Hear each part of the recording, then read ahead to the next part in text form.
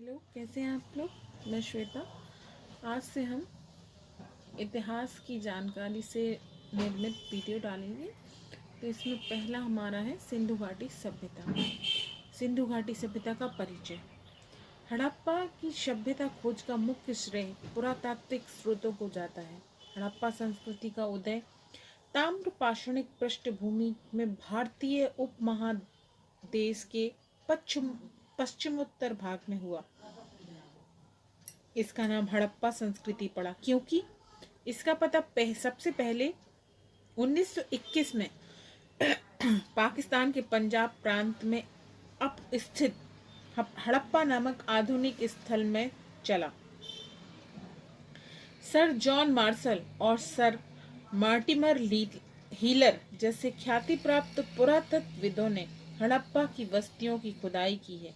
इन विद्वानों ने वहां मिले भौतिक अवशेषों को गहराई से अध्ययन किया। चूंकि उन अवशेषों पर लिखे शब्दों को पढ़ा नहीं जा सकता, इसीलिए हड़प्पा के लोगों द्वारा प्रयोग में किए गए शिल्प अवशेषों के अध्ययन पर ही निष्कर्ष निकाले जा सकते हैं। परिपक्व हड़प्पा संस्कृति का केंद्र स्थल पंजाब और सिंध मुख्य सिंधु घाटी में पड़ता है। इसका फैलाव उत्तर में जम्मू से लेकर दक्षिण में नर्मदा के मोहाने तक और पश्चिम में बलूचिस्तान के मकरान समुद्र तट से लेकर उत्तर पूर्व में मेरठ आलमगीरपुर तक है। यह समूचा क्षेत्र त्रिभुज के आकार का है और इसका पूरा क्षेत्रफल लगभग 12,99,600 वर्ग मीटर है। हड़प्पा के कुछ स्थल जो प्रमुख रूप से हैं वो हैं हड़प्पा पंजाब, मोहनजोदड़ो सिंध, चंदहुदड़ो सिंध, लोथड़ खंबात की खाड़ी गुजरात, कालीबंगा उत्तरी राजस्थान और बनावली हरियाणा। कुछ अन्य परिपक्व स्थल हैं सुतकांडोडोर मकरान समुद्र तट, सुरकोंडला कच्छ जिला गुजरात। समुद्री तटों में से इन सभी संस्कृति की परिपक्व अवस्था दिखाई देती है। धौलावीरा कच्छ क्षेत्र गुजरात, राखीगढ़ी घग्गर नदी पर हरियाणा। हड़प्पा संस्कृति की 3 अवस्थाएं मिलती हैं, जिनमें राखीगढ़ी धौलावीरा से बड़ा है।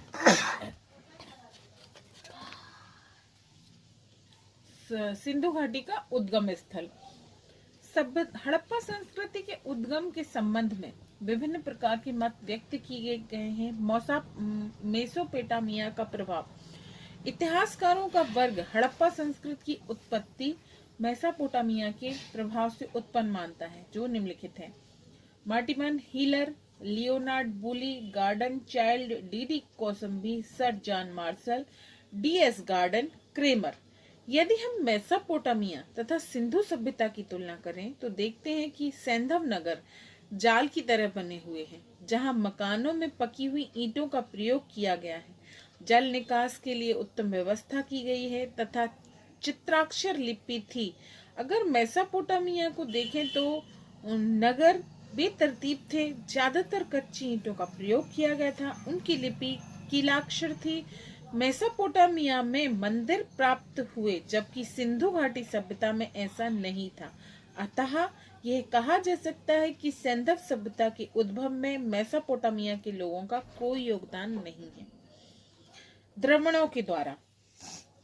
इतिहासकारों का एक वर्ग द्रविड़ संस्कृति को हड़प्पा संस्कृति की जननी मानता है। इसका आधार यह है कि आर्यों के आगमन पूर्व द्रविड़ लोग ही सिंधु घाटी में निवास करते थे और दूसरे हड़प्पा क्षेत्र की खुदाई में पाए गए अस्थि पंजर में भूमध्य सागरीय तत्व पाए गए हैं और द्रविड़ों को भूमध्य सागरीय प्रजाति माना जाता है। इसके साथ ही कुछ धार्मिक क्रियाकलाप जैसे पत्थर पूजा, शिव और मातृ देवी की पूजा आदि कुछ ऐसी बातें हैं जो दोनों जगह समान रूप से पाई जाती हैं। लेकिन यह विचार मान्य नहीं है, क्योंकि दोनों सभ्यताएं एक दूसरे से तकनीकी रूप से भिन्न हैं। क्योंकि जहाँ हड़प्पा संस्कृति कास्थ युगीन नगरीय संस्कृति थी, वहीं द्रविड़ संस्कृति ताम्रपाषाणिक गैर नगरीय संस्कृति। आर्यों के द्वारा डॉक्टर लक्ष्मण स्वरूप और रामचंद्रन के अनुसार सिंधु सभ्यता के निर्माता आर्य थे, लेकिन दोनों सभ्यताओं एक दूसरे से स्वभावतः भिन्न थी, क्योंकि जहां हड़प्पा संस्कृति नगरीय संस्कृति थी, वहीं आर्य संस्कृति मूलतः ग्रामीण थी। दोनों सभ्यताओं के मध्य काल विभेद भी बहुत है। दोनों की राजनीतिक, धार्मिक और बनावट के आधार पर अंतर है। आर्य लोग घोड़े, रथ और लोहे का प्रयोग करते थे, जबकि उनके साक्ष्य सैंधव सभ्यता में दुर्लभ है।